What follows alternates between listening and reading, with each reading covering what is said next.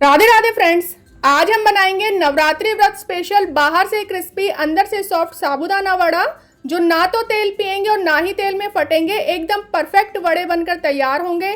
पूरे टिप्स और ट्रिक्स के साथ बनाना बताऊंगी फ्रेंड्स, आप रेसिपी को पूरा देखिएगा। फ्रेंड्स, अगर आप सारी बातों का ध्यान रखते हुए वड़े बनाएंगे तो आपके वड़े भी कभी नहीं फटेंगे, एकदम परफेक्ट बनेंगे। क्योंकि वो सारी टिप्स यहाँ पर शेयर करूंगी जिन गलतियों की वजह से मेरी साबूदाना वड़े भी कहीं फट जाया करते थे, लेकिन अब हमेशा परफेक्ट बनते हैं। तो चलिए शुरू करते हैं।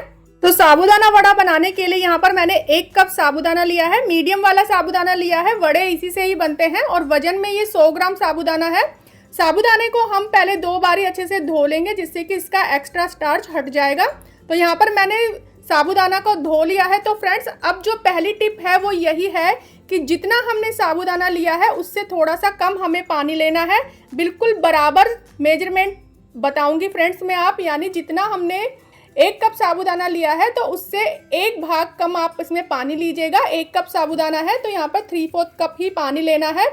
इतने पानी में साबूदाना अच्छे से सॉफ्ट हो जाते हैं। इन्हें हम 3 से 4 घंटे के लिए भीगने के लिए छोड़ देंगे, जिससे कि साबूदाना अच्छे से सॉफ्ट हो जाएंगे। फ्रेंड्स, ज़्यादा पानी बिल्कुल भी मत डालिएगा इसमें।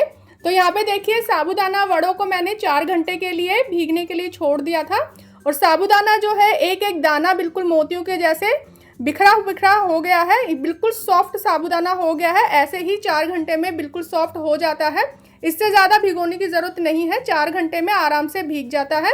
तो यहाँ पर हम इसको एक बड़े बर्तन में निकाल लेते हैं और यहाँ पर हम डालेंगे इसके साथ आलू। तो दूसरी टिप्स हमारी यही है कि जो आप आलू लें उनमें ज़्यादा मॉइस्चर नहीं होना चाहिए। यहाँ पर मैंने 2 मीडियम साइज़ के आलू लिए हैं।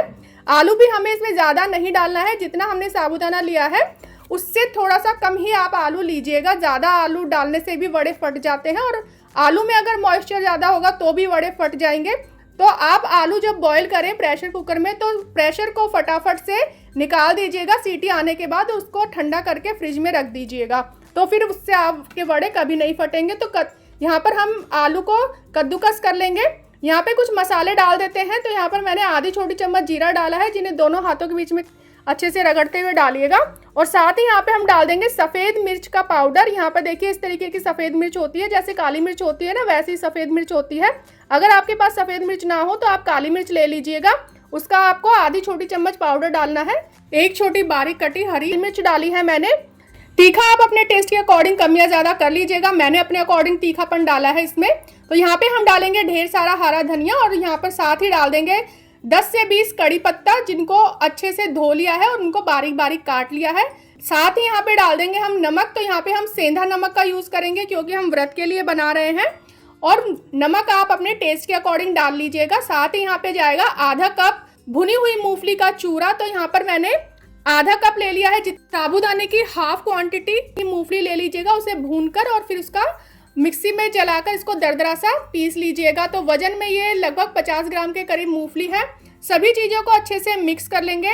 आप चाहें तो इसमें नींबू का रस भी डाल सकते हैं। 1 चम्मच या 1 नींबू का रस डाल दीजिएगा। मुझे अच्छा नहीं लगता इसलिए मैंने इसमें नहीं डाला है। सभी चीज़ों को अच्छे से मिक्स कर लेंगे और उसके बाद हाथों को धो लेंगे। और हाथों को धोने के बाद उस पर हाथों पर थोड़ा सा हम तेल लगाएंगे।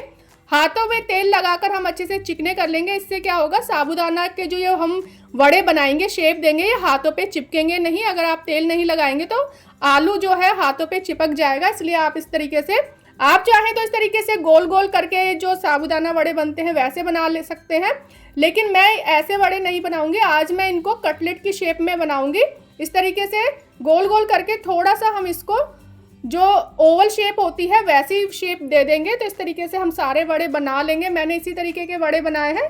जितना मेजरमेंट मैंने आलू साबूदाना का लिया है उतने मेजरमेंट से हमारे 12 से 13 वड़े बनकर तैयार हो जाते हैं फ्रेंड्स। तो यहाँ पे सारे वड़े बना लिए हैं। तो अब तीसरी टिप ये है कि हमें वड़े बनाने के तुरंत बाद इन्हें फ्राई नहीं करना है। इन्हें आधे घंटे के लिए आप फ्रिज में रख दीजिएगा, जिससे कि ये अच्छे से सेट हो जाएंगे। जब इस तरीके से आप आधे घंटे के लिए इसे फ्रिज में रख देंगे सेट होने के लिए, तब भी वड़े हमारे बिल्कुल नहीं फटेंगे। तो चलिए हम इसको अब फ्राई कर लेते हैं। तेल पहले ही गर्म होने के लिए रख दिया था। तो चौथी टिप ये है कि हमें का टेम्परेचर ना तो लो रखना है ना ही बहुत ज़्यादा हाई रखना है, मीडियम टू हाई रखना है। उसमें जब हम वड़ों को तलते हैं तो वड़े हमारे फटते नहीं है। अगर आप लो फ्लेम पे बनाएंगे तो वड़े फट जाएंगे, और अगर हाई फ्लेम पे बनाएंगे तो बाहर से फटाफट से कलर ले लेंगे और अंदर से कच्चे रह जाएंगे। इसलिए आप मीडियम टू हाई फ्लेम पर इनको फ्राई कीजिएगा। तो यहाँ पर पहले एक वड़ा डालकर मैं आपको दिखा रही हूँ। इस तरीके से पहले एक वड़ा डालकर देखिएगा। शुरू में इसमें बहुत ज़्यादा झाग बनेंगे, तो आप जब इस तरीके से झाग बने तो उसे बिल्कुल भी मत छेड़िएगा।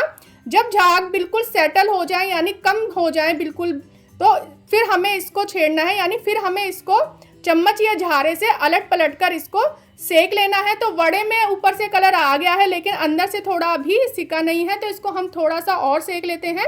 और जब वड़े सिक जाते हैं तो इसके बाद ये फूल जाते हैं और ऊपर तैरने लगते हैं। तो यहाँ पर देखिए 5वीं टिप ये है कि इसको डायरेक्ट आप प्लेट पर या टिश्यू पेपर पे ना निकालिएगा, इसको आप इस जाली पर निकालिएगा, जिससे क्या होगा वड़ों में ऊपर और नीचे हवा लगती रहेगी तो उससे वो क्रिस्पी बने रहेंगे काफ़ी देर तक। अगर आप डायरेक्ट टिश्यू पेपर या प्लेट पे निकाल देते हैं तो फिर वो सौगी सौगी हो जाते हैं, नरम पड़ जाते हैं। मैंने एक वड़ा आपको फ्राई करके दिखा दिया है और बाकी के वड़े भी हम डाल लेते हैं। हमें कढ़ाई में 3 से 4 वड़े ही डालने हैं, बहुत ज़्यादा इसमें भर नहीं देने हैं, नहीं तो ये आपस में चिपक जाएंगे। और अगर आपस में वड़े चिपक भी जाए तब भी हमें इन्हें छेड़ना नहीं है, यानी ज़बरदस्ती इनको चम्मच से हटाना नहीं है। जब ये अच्छे से सिक जाएंगे तो अपने आप ही सेपरेट हो जाएंगे। तो फिर हमें इनको अलट पलट कर इसको इस तरीके से हल्के हाथों से अलट पलट करके इनको सेक लेना है, एकदम से बिल्कुल इनको छेड़ना नहीं है। तो देखिए यहाँ पे फर्स्ट बैच मैंने फ्राई कर लिया है। उसी तरीके से जब आप दूसरा बैच डालें तो हल्का सा तेल फिर से गर्म कर लीजिए और फिर इसके बाद वड़े डालिए। इस तरीके से झाग आए तो उन्हें बिल्कुल भी नहीं छेड़ना है, झाग सेटल हो जाए तभी इनको हमें छेड़ना है। तो फ्रेंड्स, सारी टिप्स को फॉलो करते हुए अगर आप ये साबूदाना वड़ा बनाएंगे तो बहुत ही क्रिस्पी और टेस्टी साबूदाना वड़ा बनकर तैयार होंगे। मैंने इन्हें हरी चटनी के साथ सर्व किया है, व्रत वाली चटनी ही बनाई है मैंने फ्रेंड्स। मैं आपको दिखाती हूँ कितने क्रिस्पी बनकर तैयार हुए हैं हमारे साबूदाना वड़े। तो इसी तरीके से आप सारी टिप्स को फॉलो करिएगा तो आपके वड़े बहुत ही टेस्टी बनेंगे। अगर रेसिपी पसंद आए तो लाइक और शेयर कर दीजिएगा। चैनल को सब्सक्राइब नहीं किया है तो सब्सक्राइब कर लीजिएगा। सब्सक्राइब करने के बाद बेल आइकन को जरूर प्रेस कीजिएगा, जिससे कि आने वाली रेसिपीज की नोटिफिकेशन आपको मिलती रहे। तो चलिए मिलते हैं एक नई रेसिपी के साथ, तब तक के लिए बाय।